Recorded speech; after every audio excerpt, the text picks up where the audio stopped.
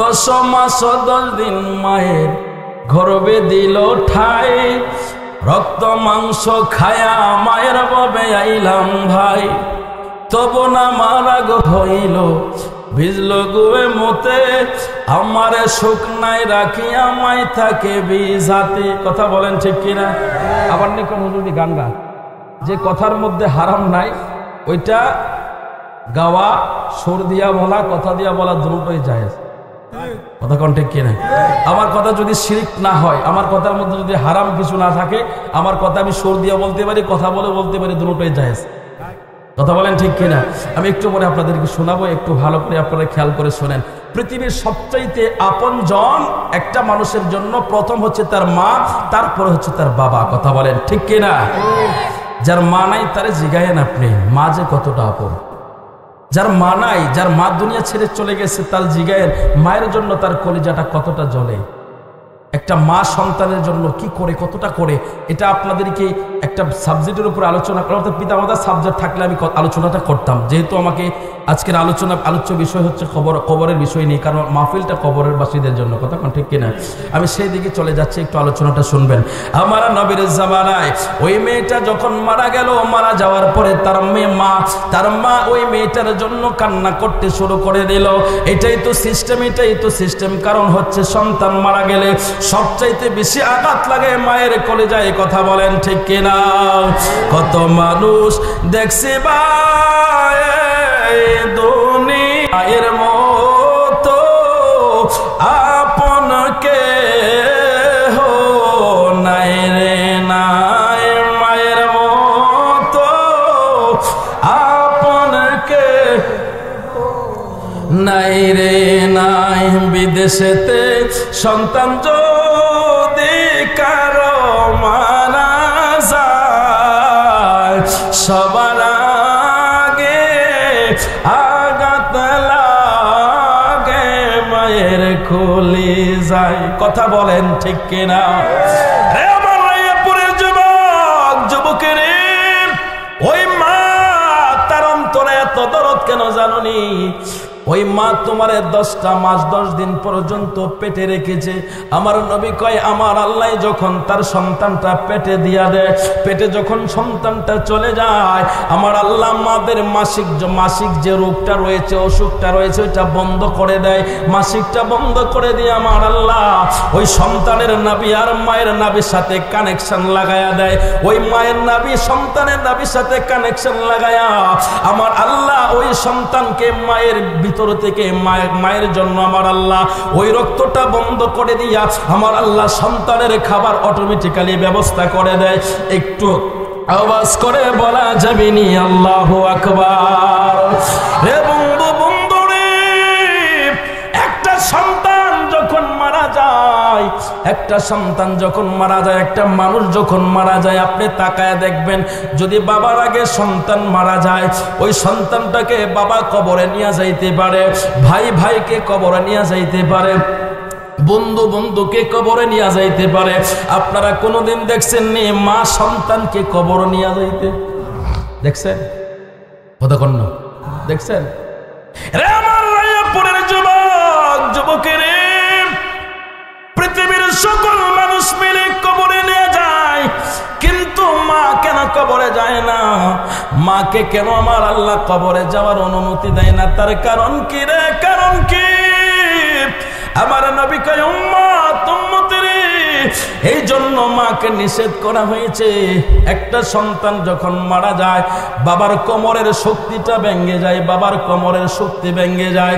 রে যুবক রে, যার বাবা আছে রে, যারা বাবা আছে, যে বাবার সন্তান মারা গিয়েছে, ওই বাবার জিগায়ও, ওই বাবাটারে জিগায়ও সন্তানের লাশটা কাঁধে নিতে বাবার কত কষ্ট হয়। একটা সন্তানের জন্য বাবার কলিজায় যে কত দরদ, এটা বাবা ছাড়া এই পৃথিবীর আর কেউ বুঝতে পারবে না। ওরে যুবক, তুমি যেই দিন বাবা হইবা সেই দিন বুঝবা বাবা যে কত বড় নিয়ামত রে। বাবা যে সন্তানের জন্য কি করে তুমি বুঝবা, ওই দিন বুঝবা। যেই দিন তুমি বাবা হইবা সেই দিন বুঝবা বাবা যে তোমার জন্য কত কিছু করেছে। এর রাতের 2টা বাজে 3টা বাজে সন্তান যদি চিৎকার মেরে ওঠে, সন্তানের যদি অসুখ হয়ে যায়, ওই সন্তানকে অ্যাম্বুলেন্সের গাড়ি এনে বাবা চিন্তা করে না রাতে কি কোথায় বের হব, কিভাবে বের হব, আমার এনে রাস্তায় ডাকাতে ধরে, আমার এনে রাস্তায় বিপদ হয়, বাবা ওই বিপদের কথা চিন্তা করে না, ডাকাতের কথা চিন্তা করে না, ওই সন্তানটারে নিয়ে বাবা পাগলের মতো ছুটে যায় হসপিটালে। কথা বলেন ঠিক কিনা? এরা রাইয়াপুরের যুবকেরে, ওই বাবা যদি বেঁচে থাকে ওই বাবার সম্মান করো, ওই বাবার সম্মান করো, ওই বাবাকে শ্রদ্ধা করো, ওই বাবাকে যদি সম্মান করো রে, আমার আল্লাহ তোমার মর্যাদা বাড়ায়া দিব। ওই বাবা এতটা আদর করার পরেও বাবা সন্তান নিয়ে কবরে যাইতে পারে, ভাই ভাইকে কবরে নিয়ে যাইতে পারে, বন্ধু বন্ধুকে নিয়ে কবরে যাইতে পারে, কিন্তু মা কেন সন্তান নিয়ে কবরে যায় না?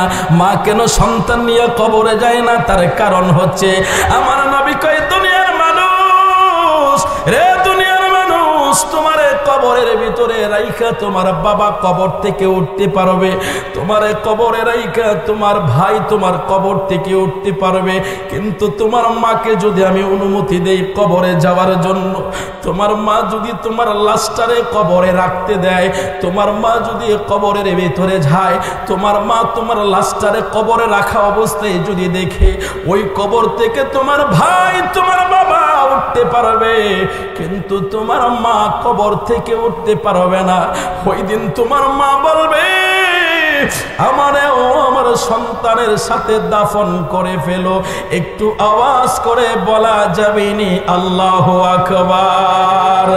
জান্নাতেরি ফুলের চেয়েও সুন্দর আমার মা,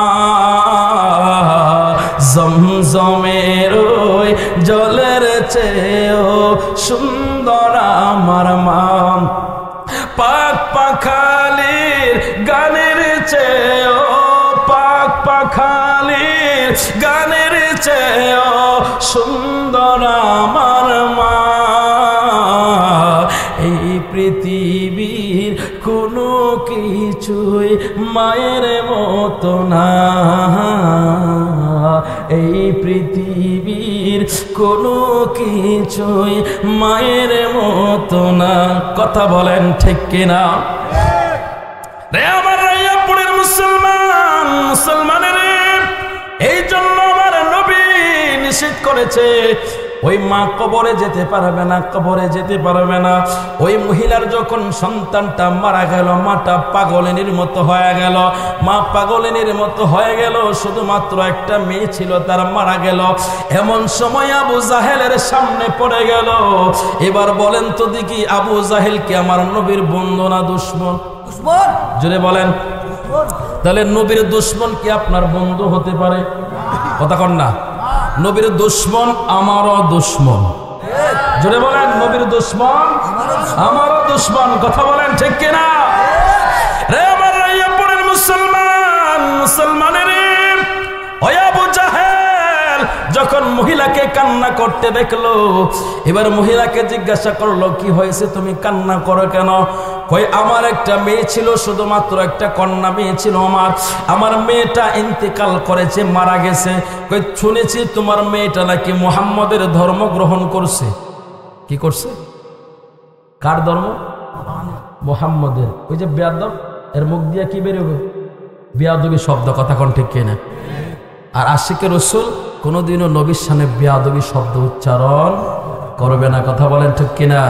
তাহলে এই সম্পর্কটা কিন্তু আজকের না, এই সম্পর্কটা ১৫০০ বছর আগের সম্পর্ক। কথা কোন ঠিক কিনা?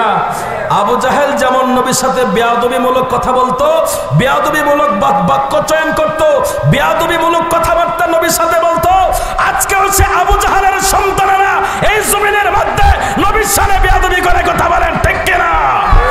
ঝগড়া করার কিছু নাই, সম্পর্ক প্রকাশ হয়ে গেল। এরা আবু জাহেলের সাথে এদের ব্লাডের কানেকশন। কথা বলেন ঠিক কিনা? আর আশিক রসুল যারা, তারা নবীর সামনে সুন্দর বাক্য উচ্চারণ করবে। কথা বলেন ঠিক কিনা?